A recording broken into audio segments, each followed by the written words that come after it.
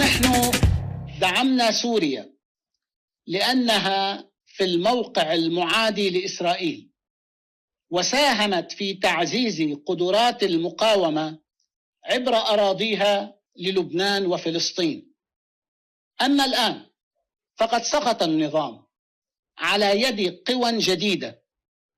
نحن لا يمكننا الحكم على هذه القوى الجديدة إلا عندما تستقر وتتخذ مواقف واضحة وينتظم وضع النظام في سوريا. نتمنى أن يكون الخيار للنظام الجديد وللشعب السوري هو التعاون بين الشعبين وبين الحكومتين في لبنان وسوريا على قدر المساواة وتبادل الإمكانات. نتمنى أيضا أن تعتبر هذه الجهة الحاكمة الجديدة إسرائيل عدوا وأن لا تطبع معها.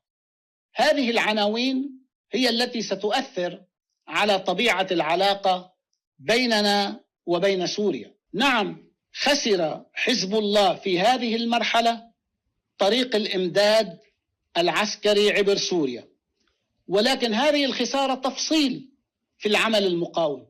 يمكن أن يأتي النظام الجديد ويعود هذا الطريق بشكل طبيعي، ويمكن أن نبحث عن طرق أخرى.